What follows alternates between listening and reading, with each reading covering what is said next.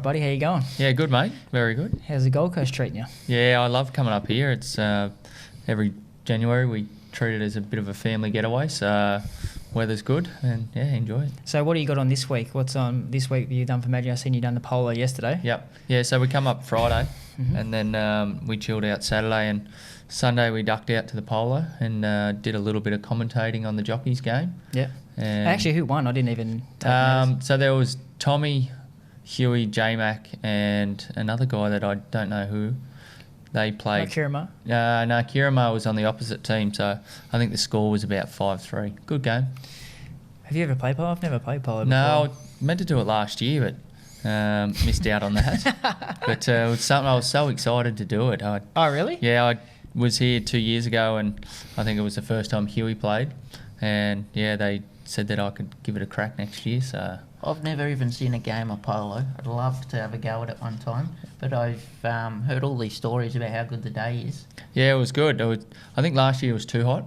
Everyone was in the marquees in the aircon and didn't really enjoy the games, but yesterday the weather was perfect and yeah, the games were good. Yeah, because I was asking Huey on Saturday about it, whether he thought that it was hard to do sort of thing, but he said if you're not playing people that don't do it all the time and ride horses, it's not too hard to do sort of thing. So I don't know, it'd be right. I think it's more so a lot of the boys get a bit sore. Obviously you're riding in a bigger saddle, you're riding longer, so you're using different muscles and you're neck reining horses, you're not riding double handed and completely different to race riding. Neck reining, so you've lost me already. proper horseman. So a lot of people know your background, but you were gonna be a bull rider or something early days, weren't you? Yeah. Is that what you wanted to do? Yeah, I did. Growing up, my goal in life, I wanted to be world champion bull rider. Loved Tye Murray, who was one of those, and yeah, family still do it, but we just grew up on a farm doing horse sports, and yeah, that's all we knew was rodeos and horses. And your brother's a rodeo rider? Yeah, both of them. I got two full brothers that still do it. You got two? I thought there was one. Okay. Yeah, no, they're two full brothers. So there's three boys, and then my dad got with another partner. She already had three boys, and then ended up boy and a girl. So big family. Older or younger than you? So I'm about fourth in line. Yeah. Fourth in line. So you would have got thrown around a bit growing up. Yeah, I was roughed up by the brothers big time. That's for sure. Obviously, you would have been smaller than them too, or not? No, I'd give it to them back. But size played into their favour. That's for sure. That would have been interesting anyway. You obviously gone and seen your brother ride. Like he made it overseas, didn't he? Stuff like that. Yeah, two of them went overseas. One's heading back there at the end of this month. Actually, he won Mount Isa and got a trip paid for to go over. So they're going to take full advantage of that and do about 5 years, I think. Do they make money over there doing it? You do. You got to get sponsors and stuff because there's so much travelling and obviously injuries. You don't know what's coming around the corner, but yeah, a bit of money. I don't know a great deal about it, but I went and watched this at the PBR. Yeah, PBR is very entertaining. Yeah, it's all the same, or? Purely bull riding, PBR. But he does saddle wrong, so it's a little bit different. But yeah, he's been real successful the last couple of years, which is good. That's good. You wouldn't get me on the back of a saddle bronco or a bull for me, mate. Not into it? Nah, no chance. I think Taylor had to go. Your brother did it. Yeah, he was all right. I wasn't there that day. He was keen. Did you go? I didn't. He sent me a video. He was very proud of himself. He only bucked off at 6 seconds. So he's half mad. I'm not as mad as him. So that's a pretty good effort. 6 seconds. Yeah, he did a good job. Straight in novice bull ride. So I can tell you now, they only buck once with me. They don't buck again. I'm always off. Yeah. What else? Saying that you really like the bull, the brock riding, that sort of stuff. What actually ended up leading you into being a jockey? Like, how did you get pushed in that way? Yeah, so horse sports. When we were kids, we played polocrosse and gymkhanas and that. So I got selected for New South Wales to play polocrosse. Would have been about. So you've actually had experience in the polocrosse? Yeah, polocrosse and polo are completely it's two different things. Okay. So polocrosse, you've got a net on the end of your racket where you pick the ball up and you throw it. Polo's all about just hitting the ball. So yeah, I played polocrosse in New South Wales, and I played with a guy called Troy Fraser, and his father was Glenn Fraser, who used to ride. Yep. And Glenn and Gary Fraser are brothers, who I become an apprentice to. Okay. Yeah, so that's how it all tied in. Okay. So I moved up and apprenticed to Gaz, and yeah, went from there. So what year did you become apprentice to Gary? 2005, I think. Okay. So yeah, it's all about 5 years in front of me. I think I had my first ride in 2000. What about you, Ronnie? You were Yeah, I reckon 2000. Same. about the same time as you. Same. So who was the apprentices around the same time as you? So there was Timmy Clark, Josh Parr. Yep. Who else? There was a few of the boys there. They're probably two. So the boys are the same guys around now, aren't they? Yeah. So Tommy and that come in a little bit later. Yeah, Tommy and his brother, yeah. The main two, me and Josh Parr and Timmy fought out the apprentice premiership. Yeah. So did you win an apprentice premiership? Yeah, 06, 07. 607. I think me and there was about 60 winners I got. Josh would have finished with about 55 and Timmy was 50. So it's good, yeah. I don't quite remember, but did you always have a problem with your weight earlier? No, I was light when I first started. That's right. Yeah. Because I lost my claim pretty quick. Yep. And as I lost my claim, I got that little bit heavier. So just let yourself slide a bit more. Yes, pretty much. Yeah. Because you're pretty tall for the. By the end of it, I was fighting with my weight a fair bit. Yeah. But learn how to manage it. But just And the limit would have been still light then, wasn't it? About 53. Yeah, it was. And then throwing a claim. I think my first race ride, I would have been about 47 kilos. You and would have gradually been got around heavier. Nearly the era where they brought in the 4 kilos to start with. Did you? Yeah, I had 4 kilos. 4 kilos. Yep. Yeah, we didn't get that. Yeah, we didn't get that. Showing our age. Yeah. 4 kilos was I think first. So what weight did you say you were having your first ride? 47. 47, yeah. Yeah. You want to see a photo? Oh, mate, I got the best photo. I've seen it. Have you seen the photo of Ronnie? He looks like a 4-year-old kid. It's like, it would be illegal these days to put a kid on that size. Unbelievable. 33 kgs. So it's pretty 33. scary. So how did you get the saddles on and off? I reckon it had about 56 or 57, and I still remember to this day taking that saddle off. The saddle come off, and because it's all new packing, because you're just starting out, all the lead in the lead bag, it just basically got stuck on the horse. I couldn't, because I was just trying to pull it off rather than lifting it. But yeah, it was difficult. Everyone used to say, I need to come out with a wheelbarrow just to saddle up the horse. Did you find you missed out on rides because you were too light? Definitely. Yeah. But in saying that too, I was at that age. I was very eager to ride because I was still 16. I wanted to get going, but at the same token, I was probably due to the weight. I probably should have waited a little bit longer. Yeah. But in saying that too, the weight come pretty quick after that. I went to Canberra, and I think I was about 40 kilos then, 42, where I met this head. Huge. That's it. Sammy Clipperton was the same. He was small. Too. He was really small, wasn't he? Him and Chad Schofield come through together. Yeah. And they were tiny. And Sam struggled a little bit with his weight now, obviously. Yeah, he's getting a bit heavier. Yeah. He's not too big, but he's taking a bit of a break and freshen up. It's good. Surfer boy now. Yeah, I see that. I follow him a bit on Instagram and stuff like that. You guys surf? Nah. Ronnie can try. I put it this way, I tried when I was a kid. Yeah. And I caught a few waves here and there. We used to go in the winter because there's less people. But in saying that, I'd love to give it a go again, but I don't think I could. I'm scared as soon as the waves get over sort of a metre. Sharks. I'm scared of sharks. That's my problem. Yeah. Sharks. I think that's the only reason I dodged it. And maybe a little bit of balance problems. I was surfing in the winter with my sister back in Adelaide one time, and we were trying to help each other out, and she just left me for dead. She just took off. There was a shark. She saw a shark. Oh, really? She left you? She called something out. I couldn't make out what she said. And I turned around, and she's already halfway back to the shore. I'm like, what's going on? Shark, bugger that. So, all right. So then, okay. And then you become apprentice to Gary. Yep. You obviously met your partner, Erin. Yeah, Ez. So daughter of Gary. Boss's daughter. Yeah. Well, that went down good. Not really, but I'd like to hear this little story, how this sort of eventuated. No. Did she work for him at all? No, she didn't. She didn't live there at all. Oh, she didn't live there? No, her and Gaz and Diane, they split a long time ago, so she would just come out on the weekends, etc. And just slowly grew and went from there. But boss's daughter. It's always a funny one. Oh, too strong for me, mate. I wouldn't be doing that to my old boss, that's for sure. I was scared of my boss. He was a hard man, Gary. He was fair though. Yeah. Like at the time, I think what apprentices miss this now is probably decent hard work. 100%, And it's different because we're racing a lot more now.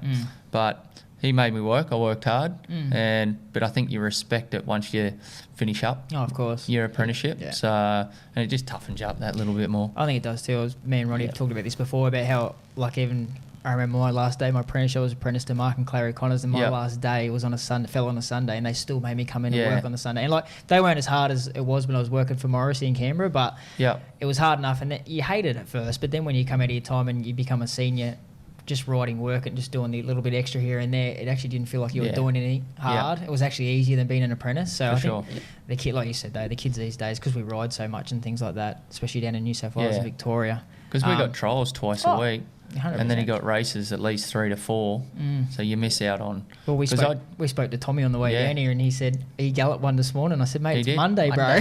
He was here yesterday playing the polo, and then he was on a 7:30 flight, and I think he was back on a 7 o'clock flight. It's crazy. And he'd gone to Randwick, and he lives at least an hour from the airport as well. I said to him, I didn't even know the track was open on Mondays, but anyway, turns out it is at Rose Hill. I didn't know what track work was by the end of it. Did you ride much work when you came out of your time? Not at the end of it. Nah. I did. I tried for a bit. I'm at that stage. But I found because I was freelance, I was never tied down to anyone. Yeah, I'm the same. So I would ride work when I get a phone call to do a favour. Yep. But it wouldn't get me any more race rides at all. No. Going in and showing my head riding work. There was times where I've gone to Randwick and sat there at one stage and not rode one horse. I think we've all done that. I think, especially Randwick. You sort of sit there and you're like, what am I doing? It's embarrassing, isn't it? It is. Yeah. So, I think we've all been there and done that. Yeah. But then when you start doing a fair bit for some trainers and then other trainers, like I remember when we were there, like we used to do a fair bit for Rogerson and Anthony, Bart Cummings, and then when we'd hang around later and do for Anthony, Anthony gets there later and that sort of stuff. But yeah, but there has definitely been times where I remember the first couple of times I sat there and just did like one horse and like, what the fuck am I doing? Wasting my time coming out here, like, because I was apprentice at Warwick Farm, so. I remember leading up to Slipper one year.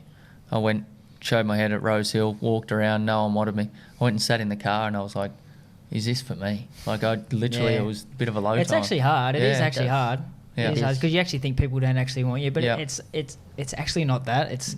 I think there's trainers these days too, even more now that they stick to. I find, especially in Queensland, they stick to their track work riders. Like back before, like probably when me and Ronnie were coming through, jockeys were there to gallop horses, and the track work riders were there to do the slow mornings and stuff like that and do all the hard yards. But it seems now like it's gone the other way. Like they prefer to keep the track work riders who ride the horses every day, who know the horses probably better than us. And I think it was an old, probably about 10 years ago, jockeys just rocked up out of the blue, and then that's where they did the gallops. But now it's all time scheduled. Oh, yeah, 100%. Like Waller and all that have their time sheet. They've got their names for every horse that they're riding. So I think you got to give them a heads up and get the tick of approval to go. Do you think that comes a bit from Asia a bit as well? Like a lot of people go Hong Kong and Macau and even Singapore, and everything's worked on time. So I found to an extent, I think.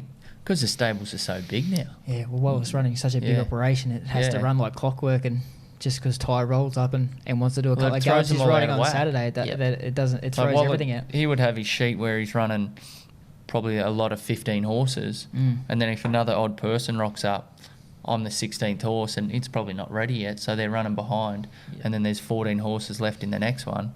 It just throws it out of whack. So because they've got to have medications and stuff like that before gallops and all that sort of stuff. So you're throwing stuff out, and even that most trainers put them on the walker now too these days before they gallop them and stuff. So so Gary, apprentice to Gary, come out of your time. Who do you do most of your riding for when you come out of your time? That's a good question. I rode a lot for Gary White through my apprenticeship, so he kicked me along a while. Hobartville, he was. Hobartville stud, yep. Oh yeah. But the white with the yellow stud. Yep. But give me a few. But I was free. I just picked up what I could everywhere. John Thompson was good. Later in my career, become sort of Waller a little bit. Godolphin, John Thompson, just whatever I could put together, really. And we always ask this to all the jockeys and trainers, obviously, who do you reckon the best trainer you've ridden for? Like not the best as in like Chris Waller's trained most Group 1s, but the most, trainer that you've had to deal with and you think he knows what he's doing or he's putting the right work John in. Size. I love riding for John. Yeah. He he's obviously he was a horseman too. Yeah. And he rode all his work early days in last, I think 5 years he stopped riding work, but he was incredible. He knows how to set a horse up at the right time, get him going. So, he's... For a guy that left Australia very early and to be so successful in Hong Kong. I think when first year he went to Hong Kong, he didn't have a runner for, I think, the first 3 months of the season. Fair dinkum. And still won the premiership. That's got some balls, eh? Yeah. So, not running his horse unless they're right. Yeah, that's right. He just waited till they were ready. It's crazy. Good trainer. Impressive. So you come out of your time. doing a bit of freelance. When did you decide to go to Hong Kong the first time? 2010. Got the phone call on the way home from... Actually, it all started when I went to England with Alberta. Oh, that's right. I forgot you did that. Yeah, I went over there and stayed over there for a month. And while I was over there, I got the phone call from Steve Rolton. Yeah. They were a bit low on jockeys towards the end of the season because it was coming up to July. And they asked me if I could fill in if they needed me to. And I was more than happy to, but they got through that season. And a few months later, once I returned, I got the phone call. I was driving home from Newcastle. Actually, Taylor was with me in the car. We pulled over and got the phone call, and they said throw the application in, and it was approved a few weeks later. That's pretty cool. Yeah. So how was successful? How many winners did you ride the first lot to? Yeah, so they went there for 4 months. Yep. Ended up staying for 4 years. Yep. And each season I just built up, got a bit better and better, and I think the best I did was about 50 winners in a season there, which was great. Yeah. Pretty impressive. Yeah, it's catch and kill over there, but Yeah, how'd you find it? I enjoyed it. It was hard yakka. Yeah. But you sort of fell into routine of what you had to do, chasing your own rides. Yeah. Because that's a big change, even not having managers anymore. Isn't it? Stuff like that? It was. To be honest, it was a bit daunting when I first had to do it. But you got to know what horses you're riding and all that a lot more. Compared to here, it becomes routine where really you just look at the book. Next couple of days, what you're coming up. So if you were riding them work, were you obviously getting on them? Yeah, you would only ride horses work Race day. that you were riding race day. Okay. And you would usually do their last gallop, leading up gallops as well. And another weird thing was you were booking in what time you ride in track work as well. Oh, really? Yeah, so I would try and start at 7, and then you could run yourself. You'd do horses every 15 minutes. Yeah. And then they would close the track at 7:45 to do a harrow. Rate it, yeah. And then from then I'd work my way back. I'd have to start earlier, which I didn't like doing. But yeah, it was pretty cool. Like you're booking yourself for track work. And did you find yourself when you're going really good at stages over there that you're like your people really wanted you to be there riding work from and stuff like that? Yeah, so more winners you're riding. When you're not going well, you couldn't even ride track work over there as well. So horses that you're booked to ride, good numbers when you're going well. You just ride more and more track work. So, like someone like Zach, he'll be riding a lot of work, but he's picking and choosing what horses. He'll do a couple gallops leading up, and then he'll have probably 3-4 horses in one race where he's picking from. Will he actually you were doing gallops and then deciding whether you ride race day? Yeah, you get to that point, and as well as trials, they do a couple trials during the week, and when you confirm a horse over there, you're locked into it. So it's all about the way you're wording things of taking rides, and you got to be careful. Really so it's not like Australia. No. So what would happen in that situation? Like, not many people would understand that a lot of jockeys get off horses in Australia. Like if we've got a couple of rides leading up, we might have to choose one. You just got to choose one or the other sort of thing. And trying to wait to see what barriers they draw and stuff like that. But over there, like once you're locked in, locked in, a lot of them, they run off the word confirm through text. A lot so of once it is phone calls and text messages. Oh, so they have recorder? Yeah, but if you confirm a ride, you can't get in. It goes to the stewards and gets a bit messy, and then you burn in relationships as well. So sometimes there's a standout horse that you get offered, and you're on a 100-to-1 shot, and you just got to take that 100-to-1 shot just to keep that relationship and keep going through. So that's not ideal, but I actually didn't mind the system when I was overseas because it seems very similar to places I've ridden. I've never ridden Hong Kong, but 15 minutes track work, and like you said, you knew what you were riding a couple of weeks in advance. Yeah, exactly. You know how they're going, and like you said, it's all about the way you word things. Yeah, 100%.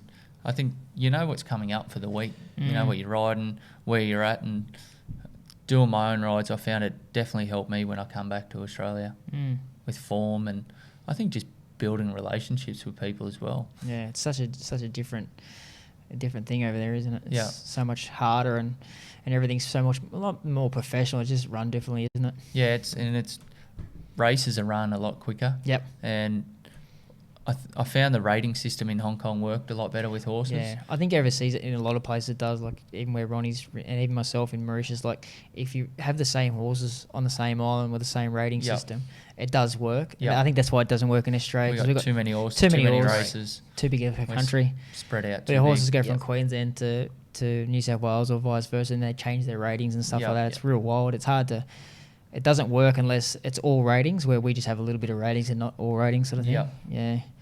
But it's interesting. That's for sure. Hey? Definitely. It was like that in Singapore, wasn't it, Yeah. ratings? Spot on. And it, like you said, it works well. It works really well. How long were you in Mauritius? 2017 for 10 months. Yeah. Enjoy it? Yeah, it was okay. The money's good, but Yeah. it's a bit wild. Ronnie's been there. Yeah, it's hard. Yeah. Have you been there? I got offered to go. Yeah. Never went. What, for a season or for international meetings? Or they have an international meeting. That's where I got a most of the phone call jockeys go. I think Damien Oliver was going over and he ended up getting knocked back for some reason. Oh, that's the year I was there. Because And- he was supposed to go. Yeah. And I was there. And I think Steve Arnold might have taken his job. okay. Yeah, so Steve Because Arnold they was asked me and I was going quite well Nah, that year. yeah, he wouldn't do I it. Not couldn't for leave someone it. in your situation, Yeah. no. But for someone like me, it was good. Like the weights, I didn't ride under 57 for 10 months, and What is the weight system over there? it's a rating system. But the thing is, if they get under 56 or 57, they can't win. Yeah. So they just put anyone on them. But when your stable jockey is on 157 and over, like pretty much, it's a bit like Hong Kong. Like they drop down in ratings, and then when they get in the right race, they got 61, Yeah. and they just win. Yo, they should just win, sort of thing, you know. How many times do they race a week? Once. Saturday? Yeah.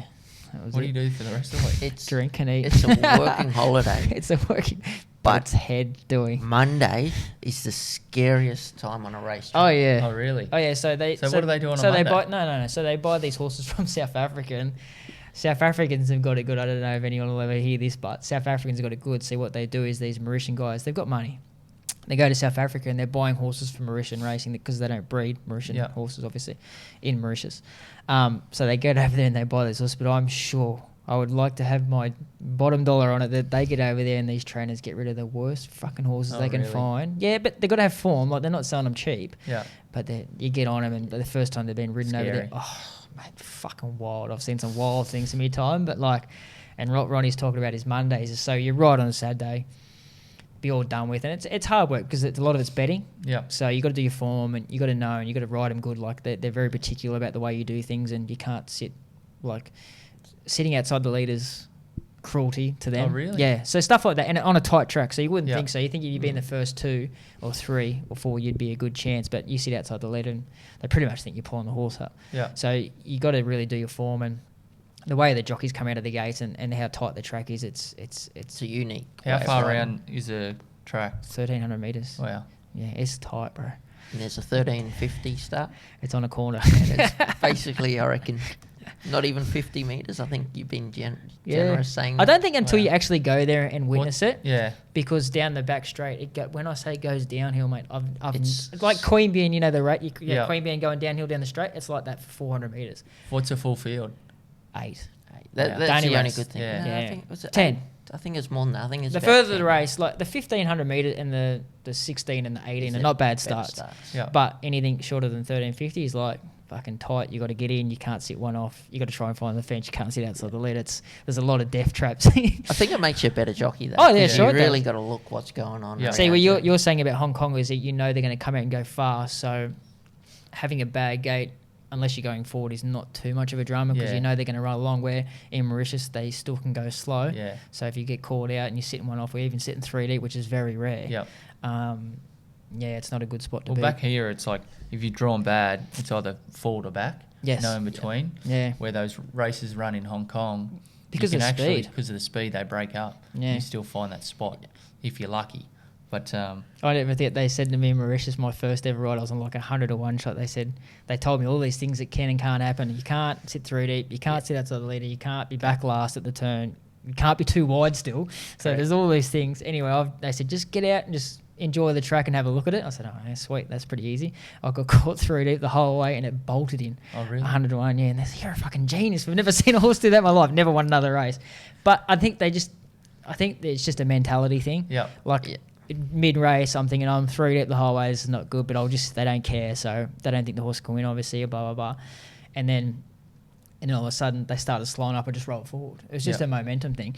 And I've hit the front like way too early and it bolted in. But yeah, I just think it was a mentality thing about the racetrack and that. But it's definitely a place you've got to go have a ride. We'll Like have to show you a picture of this, even like the home straight. I'm nowhere to lie. I reckon it'd be 2 to 3 stories Like they climb up the that straight. much. Oh, really? Yeah, so the Up, winning so- post, you're looking, so you're going down in the back straight. When you straighten up, it's a shorter straight. I don't know how long, it's like 300 metres, not even Not 250. even, yeah, And you look 250. up, mate, and it's like that. Wow. So if you're in front, you've got to self-lead to home. Yeah. But the last 50 metres, they fucking They walk. can walk. They can Yeah. walk. Well, that was the July course in England. Yeah. You stand at the winner post, Yep. and they'll be running. I think the straight is 2,000 metres. Yeah. So most of them are all straight races. They disappear up and down hills. Wow. So that's crazy. We don't have like in Australia, do we? No. Apart from Randwick, people don't realise Randwick's Yeah, I got think like the rise has gone a little bit there. has though. it gone now? Has it? Yeah. I It's remember not- I was a kid there, it's like not they what say, it "Oh, used there's to a be." rise," and I was like, "Please," and then you Yeah. straighten up, and there was a fucking Yeah. rise there. There is a slight one, but not as bad anymore because of the nah. new track. Yeah, Yeah. yeah, not as bad, but yeah, that was. I couldn't believe it when I first got there because they did Friday night racing in summer over there. Yep. And I didn't ride until So how many actually riders did you have over there? no, only her. Oh, you only yeah. rode her, yep. Yeah, I rode her at Ascot. Yep. In the Golden Jubilee, I think it was, Mhm. and then a month later in the July Cup.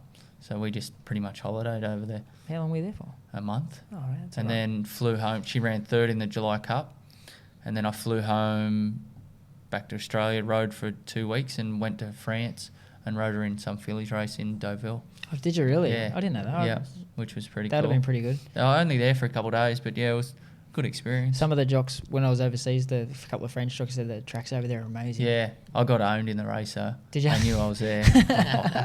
Chris, who was it? Sumion. Simeon, yeah. Because yeah, Simeon. I drew Frankie like Dettori, 14 yeah. and I ended up on the fence. He put me in a good spot, but I couldn't So you know get you out. weren't getting out there. You Yeah, think, I how wasn't good have getting I? out. I got into a Yeah. good spotty, but that's not where you want to be over Nah, there, is it? Not at all. So, no, it was good. I enjoyed that sort of travelling side. Mm. So you rode in Hong Kong, England. Was there anywhere else you rode? Did you I sneak rode over anywhere else? Macau. Oh, you rode Macau. So you Rode went in to Macau Bradley. for one meeting. Went to New Zealand when EI broke out, I think in 2007. Yeah. Went there for a few weeks. Got one winner over there, but yeah, I think that's all the How was countries. Macau? Oh, Japan. Oh, you were in Japan? Yeah. How was Went oh, over there I went, for... I went to Longo just to visit. We were on holidays and went to Nakayama. So Yeah. unreal, innit? Yeah, incredible racing. I went over there to ride Green Birdie for Casper Oh, yeah. Founds. Rode Is that him the in- horse that ended up coming back here and running the Melbourne Cup? No, No? he was Green a Birdie? sprinter. Sprinter. He won the Singapore. He did That's the year right. before. Yeah, Mark Oh, I'm thinking of Duplessis. Green Moon, sorry. Two Yeah, yeah. plus one in Singapore, and then I think he rode him in Japan as well. And then the following season, I rode him twice. But what I didn't know over there, any sort of interference. So I pushed out on the corner and interfered with two runners. Mm. They ran 14th, 15th. I ran 4th. My placing got put behind them. Disqualified back Pretty there. much, yep. Jesus Christ. Yeah. I remember there's been a few cases. Yeah. I wasn't aware of it either, but of late, well, Yep. even when I say of late, probably the last couple of years where things have happened and you take notice. And Yep. Yeah, So no interference at all? no, So they warn you or you didn't know? Oh, they sort of give me the rundown about keeping your lines, etc. Yeah. But when you get into the 600 and you start edging out a little bit, Yeah. it wasn't enough interference for me to get suspended. But yeah, I Just got out brushed of the and way. bumped, and yeah, it was wow. 4th to 14th. That's a bit A wild. couple grand later, gone. And did you? Oh, so you would have had to do the whole. Did they put you away and that sort of thing? Yeah, what Tommy Lockdown? calls it, Lockdown? jockey jail or whatever. Jockey but, jail. How long you got to be in there for? Well, I rode. There was races there on the Saturday, and lockout I Friday. rode the Sunday. But I got there the Saturday morning, I think. Yeah. From flying from Hong Kong, and it was pretty quiet in there. They didn't sort of talk a lot of English, or there was no other English riders. Mm. But geez, they had The tubs facilities. of beer and food, and yeah, it Wow. was incredible. Yeah. Literally, you just walk across the road, and you're at the it's all on course, but then Mm. you walk across the road and you're in the jockeys room. Crazy. So you had jockeys coming back Saturday afternoon from riding. They're just walking straight in their headquarters and all in their race gear, and there's jockey boots lined at the front. Yeah, it was pretty different, but it was cool. It is different. Good Yeah. experience though, I reckon. Facilities, incredible. Yeah. Oh yeah. Like sweating facilities. Like Yeah, oh, okay. when we travel, we worry about what we're going to sweat. Yeah, of you know. course. If I travelled to a hotel going Make sure they somewhere, have a bath. I had to have a bath, Yeah. make sure the sauna. So as soon as you go over there, there's saunas and 5-star. Mm. Best you got. No French jockeys drinking champagne in the saunas. They weren't on that day. And On I'm that sure day. they do it. Have you heard that story Yeah. about? Yeah, I've tried it. It's no good. No. Doesn't work. Have you tried it? No. No. No. Oh, they just see you champagne. drink champagne. They reckon it opens your pores up or something. I've But I think you just get half cut and stay I'll in have there a longer. So you scotch or just something and have a sweat. But no, I haven't tried that one before. All right, so So you're now in the media and stuff like that. Like, how are you finding that? Enjoying it. Yeah. It's different role. Different, yeah. I got approached to come on to Channel 7 as a guest expert, and I was a bit unsure, but as soon as I took the role up, I sort of got working next to Bruce McAvaney, and he's an good. incredible man. Yeah. He just carries you the whole time, and it's I've had a lot of positive feedback about it. Yeah. So, and it gets me back into the room. I get to chat to the boys and talk about racing, and they've got Caitlin and myself as ex-jockeys, and I think we can probably bring that a little bit more. Oh, 100%. Yeah, just breaking a race down where some people don't understand it. So, yeah, I've done that. And did you ever think like after your accident that you'd be like sort of that the media be the sort of thing you ever do? The accident happened. I sort of didn't know where I'd land, and it's sort of a thing that like me and Ronnie were speaking earlier about, like when people retire, it's like the first thing you could possibly do. A lot of jockeys, we just ride. We're 16. Yeah, we don't know anything different. And we drop out of school early, and we're probably not well educated in that way, and I didn't know what I would do for a bit, and there was actually a guy in rehab with me. He sort of said that even my doctor, Dr. Andrew Cree, said that I should jump in the media side of things, and it all started from there, and hopefully it just keeps building. And so you're enjoying it? I am enjoying it and learning. Yeah, we're always learning. You guys are doing this, and you run into troubles here and there, but it's all a learning curve along the way, and you probably sit back and watch your own podcasts and change things. But been lucky enough to come up here, and Channel 7 have got me doing little things, and they're not throwing me in the deep end. They're just taking step by step, which is really good, and they're very supportive. Yeah, so that's good. What I've seen of it looks sensational. I think you're doing a wonderful job. Thanks, man. Appreciate it. Ronnie knows how hard it is now doing a podcast. That's it. I'm quick to just sit here and listen. As you probably noticed when you watch the podcast, to see someone like yourself get on TV and do as good a job as you do, it's inspirational. Yeah, no, it is good. And you find it hard being at the races? No, listen, you have moments. I probably find it hard when I'm sitting at home doing nothing, not doing nothing, bored, and then you flick the races on and all your mates are riding winners, and you know that that's what I did. Yeah, yeah. That was my full-time job. Yeah, yeah. And that gets a little bit frustrating, but end of the day, it is what it is. I can't change it, and I got good family, good support around me. I just got to keep pushing forward. So we're trying to make as much fun out of it as we can. You got to keep yourself busy, I suppose, too. Yeah, busy's good. Physio and. So you're still doing a lot of physio and that? Yeah, I'm trying to hook in as much as I can with physio. Working on upper body strength. So I've got nothing from nipple line down. Yep. And I've limited hand function, and you seem a lot better with your hands now than you did last time. It's all about strength. Yeah. I had nerve surgery on my arms to try and get tricep back. Okay. Which is obviously pushing down and holding your arm up. Yeah. Your arm collapses, and trying to get a bit of finger function back. But triceps started to kick in on my left arm, so I've got to get the right arm done shortly. So, it's all about just what you put in now is you get back, but it takes time. And you feel obviously getting better. Yeah, it's 12 months down the track now, and it's crazy, don't you think? It's only been 12 months. Yeah, 12 months. So I've been able to do a fair bit in 12 months, and I've got to. It's all about getting used to your new life. And your new feels like I'm in a new body. Things have changed so much. So it's just getting used to the new normal. Yeah, and it's not easy. It's bloody hard, but it just takes time to work it all out as you go. Yeah, and do you find like. It might sound a bit wild saying this, but like racing's a big part of our life and we all love it, but sometimes we love it to stop. Sometimes too, we just spend time with our families. Yeah. Now, I'm not saying it's a good situation you're in at all, but now you get to spend more time with your family. How you been like that with being at home more and I've seeing the kids grow very up? Involved father before the fall. Yeah, of course. And that's what really drives me mad is I can't do those little things. Yeah. But I'm still there all the time. Yeah. And, mate, the kids don't look at you any different. Nah. I'm there for Lexi's sporting events and, they love that you're just there. Yeah. So that's the best thing. But, it's geez, I've been able to do so much since my accident through support that I've had. And the kids, they pick you up and away you go. You just got to brush it off. Yeah. Family's obviously a big part of it all, which is really good, and you've got a great family behind you. But there's also a fellow I just met today by the name of Rob. Sounds like he's very hands-on and yeah, he's a big part of your life too. Yeah, listen, Robbo's been with me since school. He's the only guy that I talk to from school, so yeah, he's part of the family. Did you go to school together? Yeah. Okay. He was a year below me, and he loved racing, etc. And to tell you the truth, I had no idea about racing when I come up to it. And yeah, he kept in contact, and yeah, he's still chipping away now. I spoke to Bucko too today, and he calls. He says, "I'm Tye's bitch." Bucko. Nah, he's a good man, Buckley. He actually taught me everything.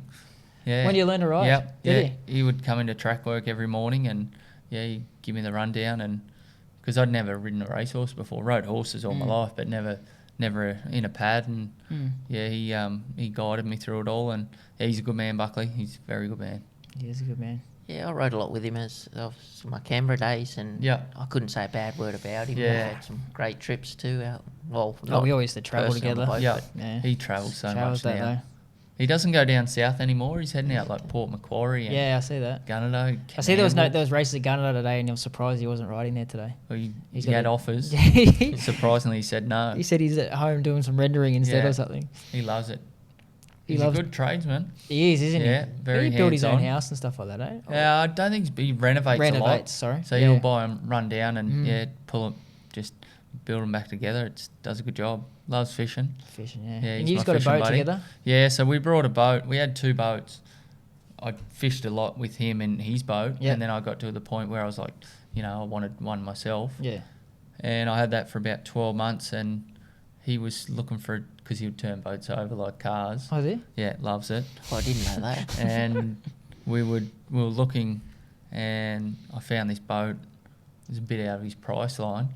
So I ended up selling mine, and we brought one together. Oh, okay. Yeah, and aluminium boat, so we got the side cut out. He's so telling me about this. When we go fishing, we'll just pull up to the wharf and drop the side panel, pull it up, and throw me in. Away we go. Yeah. What's the go with the life vest and stuff like that? Yeah, well, I've got to have a life vest because I can't swim. I sing. Obviously. I just sing. So, actually, funny story, Christmas Day. We pulled up to the edge of the pool, and he goes, "How are we going to do it?" Because he was going to pick me up and put me in the water. It's 40 degrees. Just put the brakes on. I said, "Just push me." So he just pushed me. So you go head first? Yeah, just push me in the water. But we got in there.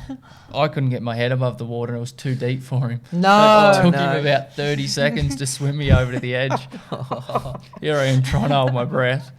You nearly drowned me on Christmas Day. Oh, there's been a few because you were always a bit of a joker in the jockeys room and stuff like that. But he told me some funny. Even a few of the boys over the last 12 months. Yeah. Some funny. You got to see the light-hearted side of it. Yeah, I'm very light-hearted about it, and I set a few of the boys up. So I was telling Ronnie today when we come down for your 30th about what you did to my dad after we left that night. He said that we remember when we pushed you up to the reception, and Dad goes, "I'll help Robbo put him in bed and stuff like that." Yeah. And I said, "Yeah." And then an hour later, he rings me. He goes, "What about those fucking bastards?" I said, "What?" He said, "I just helped them, got in their room and put Tye to bed, and we had a drink, and then I went to bed." And he goes, "Then my phone rings, Robbo ringing him, and he's got Tye in the back there and yelling, Pete, I need your help. I can't feel my legs."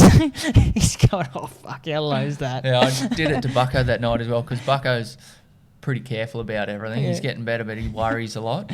So I rang Bucko that night, and I said, "Where are you?" He goes, "McGrath's Hill." I said, "Mate, I need you to turn around." He goes, "What?" I said, "I know I've had a few drinks, but can't feel my fucking legs." Oh, that's horrific. My dad's still mortified, I think. Yeah, no, I enjoy making people feel a bit awkward about it all. So. Oh, Bucko said the other day he went to the tip, and some bloke give it to him at the tip. Because we had 5 acres, we had to sell it. We didn't move in there. We did a fair bit of fencing, and we had a big trailer load of steel. So Bucko had me out there, and he loaded it all up. So you just sit there and watch him? I just sat there and watched him. Having a beer. Yeah. Anyway, it threw me in the car, and when we got to the tip, it was too dusty and whatnot. He said, just left me in the car. Anyway, when we got there was this guy looking around, scavenging through everything. Yeah. Bit of a rough-looking bloke. So Bucko's out there unloading this big trailer load of steel. This guy turns around to him and he goes, You think your mate would fucking help you? And Bucko, being polite, goes, oh, no, he can't. He goes, why? Has he got a sore back or anything? He goes, no, mate, he's a quadriplegic. He would have felt like, he just how went bad? red and just walked off. You got to be careful what you say to some people. Yeah, sometimes. true. But it was a bit of a laugh.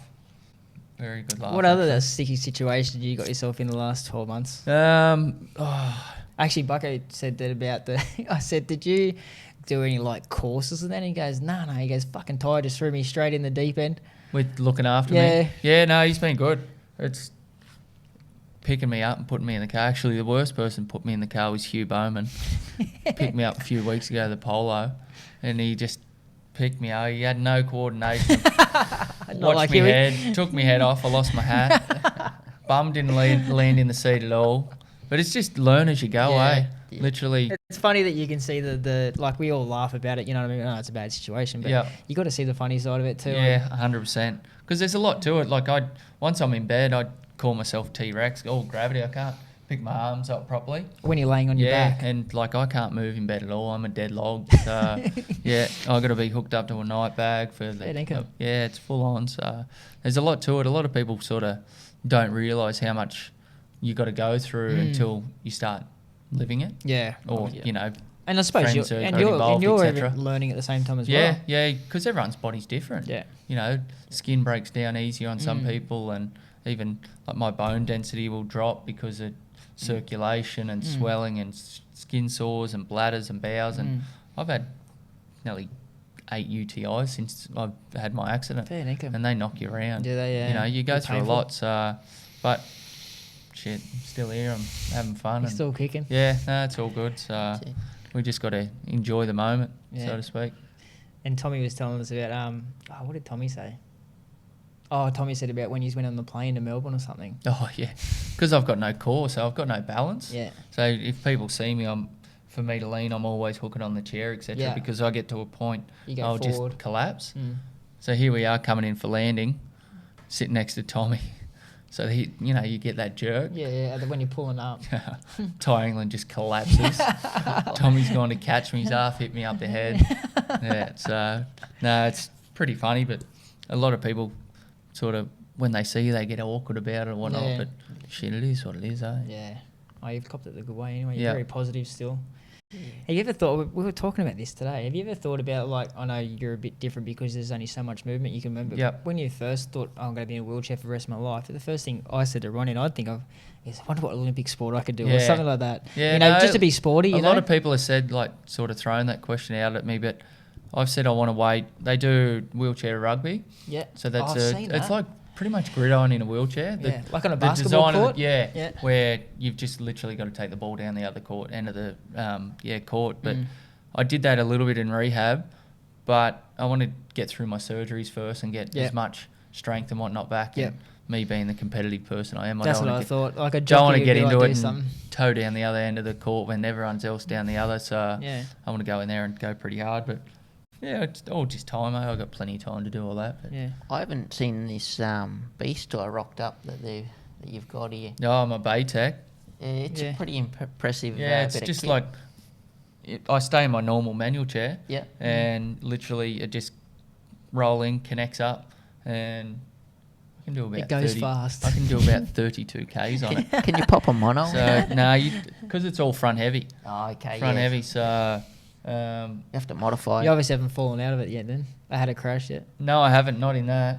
I've watched Tommy Berry fall out of it. New Year's Eve, they threw me in a camper chair and we were sitting around having a couple drinks, and he got a little bit full. So I told him to get in it, and I said, whatever you do, don't turn too quick. There's 3 wheels, 1 front wheel. You turn too quick, you know, it rolls. What does he do? As quick as he can, he slowed down a little bit, hooked it hard to the left, Bang. bang, roll straight out of it, bark off him everywhere. Learnt the hard way. But no, it's a lifesaver for me. So when I first got home, having limited function and strength to push around, I couldn't leave the house by myself. Okay. So you sit in a chair all day, sit inside, being controlled to push around, you go crazy. So when I got that, I can run the dogs, I can take the kids to the park, take myself to the doctors, just gives me that little bit of independency back where Bit of freedom. if Not I'm relying on going everyone a all little the bit time. crazy inside, I need to get out. Yeah. I'll just take the dogs for a run. Get out and enjoy it. And being in a chair, people around you in public, they feel awkward. Yeah. And you get the sorry looks and whatnot. Yeah. You get in that thing, people come up to you and they're like, what is that? I don't think I've ever seen one you before. get around and you're feeling good. Like it's like being in a motorbike, makes I suppose, difference. isn't it? It is. It's Yeah. a little wheelchair motorbike. So. Does it have a bell and things? No, it hasn't got a bell. It's got a light, like good lights on it. I think Need you like get about 20 hours out of the battery. Need a big air horn So, on it or something. We'll find something. But no, it is good. Very good. It's good, eh? Sweet. So, Robbo, tell us a bit about your swim you're doing for Tye. Yeah, so it's the Rottnest Channel swim. It's a 20k ocean swim from Cottesloe Beach to Rottnest Island in Perth. Full of sharks. Yeah, what the fuck? I'm scared. Oh, yeah, really? Yeah, so we were talking about it last night with Chris Simons, and he comes down and he goes, no. He goes, someone got killed by a shark over there today. And I thought he was taking the piss.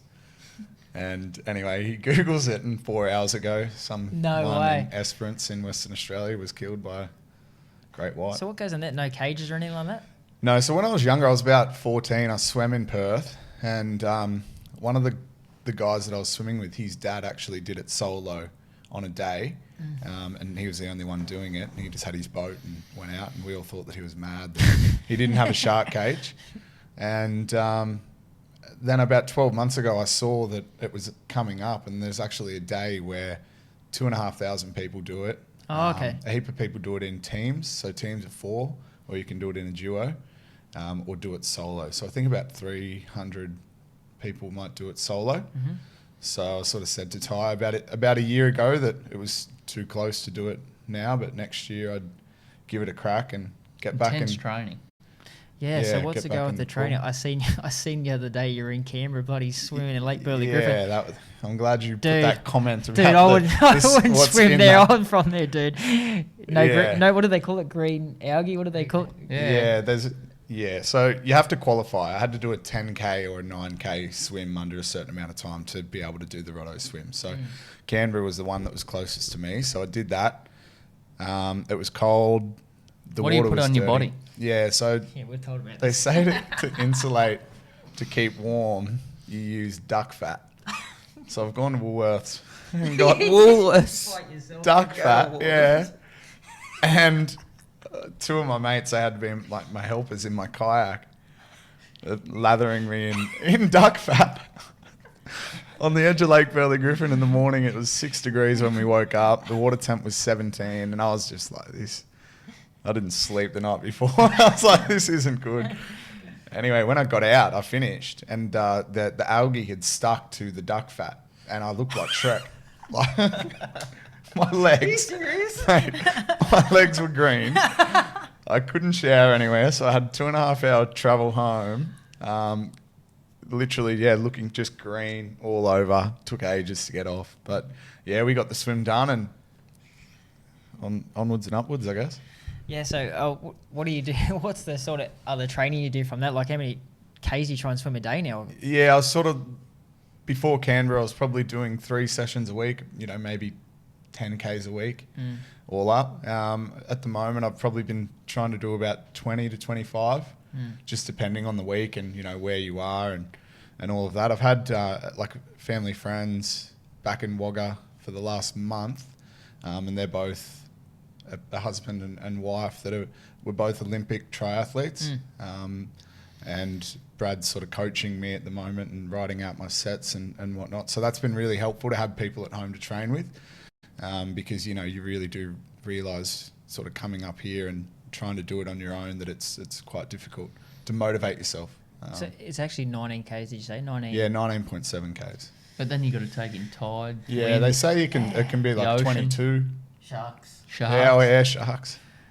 You swim quick though if there's a shark behind you. Sure. You might break the world record. Yeah, Robbo seen last running across the record, water. Yeah. Anyway. Explain to them about the boat and the canoe though. Yeah, so we've got to have a boat and a canoe or a kayak. So there's a fair bit that goes into it. I sort of didn't realise that about a year ago when I was saying I'm just going to go to Perth and do this. The drunk decision? Oh, well, yeah. Yeah, there's a lot to it. Boat. Thankfully, I've found a guy from Wagga who I swam with when I was a kid. he's fly in, fly out in Perth, and he has a boat, and he's happy to do it. So I'll have a few friends coming over, and hopefully Tye. And yeah, they say that Rottnest Island after it's a really good party on the island. But if I do make it if across, you got all your limbs anyway. yeah. If I do make it across, I'd probably have one beer in me and then be on the floor. But everyone else will have a good time, I'm sure. Hell yeah. Exciting times. It's something I'd like to do, that's for sure. You're not worried about the Sharks at all? I still can't get over that. I am. Is it a serious matter? Or I know we're joking about it right now. I'm going to laugh. He will get no sleep the night before. Oh, no. It'll play. They have online. helicopters and all that spotting out. At least and if there's there a is lot a of shark spotting, they rip them all out. At least there's a lot of people in the water. So my mentality around it is purely based around the fact that if there's 2,500 people doing this swim on this day, surely I can't be that one. 2,501. I just worry too, like you're rubbing yourself with duck fat, isn't it? Yeah. Like, isn't that something that, a shark would really draw to? Hopefully not. We'll see. Maybe I won't be back. Maybe anyway. Well, at least you're doing it for a good cause. Obviously, all the money's going to Tye and helping he's ongoing. Obviously, it costs a lot of money to keep him going. Not cheap, these wheels. No, so I set up a My Cause page, and just I've probably set that up 5 days ago, and I think we're at about 3,500. And where can people go to look up that? Yeah, so I guess if you My Cause and type in my name, Ryan Robertson, or Tye's name, I think it's sort of you can be linked from there. And on my Instagram and Facebook, I've sort of plugged it a bit. So. And Twitter, it's out there, and we might find a spot for it as we move forward. We'll have to try and work out. Our editing skills aren't real good, but we'll try and put it in the description. So if anyone wants to donate, link below. Link below. I'd like to point where, but I don't know how to do it or where it will be. I won't be able to help you with any of that. But we'll try and sort something out so that it's available anyway under the podcast. Perfect. Yeah. I like how he say link below, but he doesn't know what he's going to do to put that on there. But no, well, good luck with it all, and you never know, we might be able to get over there. Sounds like a good excuse. Good excuse for a holiday? Yeah, You're from there, aren't you? Good blokes. No. I'm from Adelaide. Adelaide, Perth, yeah. Quokka selfies when we get there. Cook yourself. No, I appreciate it. No worries. Good luck with it all, and thanks for supporting Tye and being a good mate and being his little bitch as well. So, I'm his little bitch. Yeah, Erin's bitch. Oh, man, yeah. Oh, Erin's They all fall under Erin's bitch. Yeah, she's very controlling of me. She's a good girl. Yeah, no, she's good. Anyway, thanks for having us, No, mate. thank you. It's been good. Good luck with it all, and we're happy to see you in the media a bit more, and good luck with it all. Cheers, If I get boys. a ride in spring. Hopefully you're there I'll give you a interviewing me. rap. That's good. That's it. Even if I don't ride a winner, just feel free to bring my name up. Nah, all Good. good. If Ronnie Stewart give it a good ride.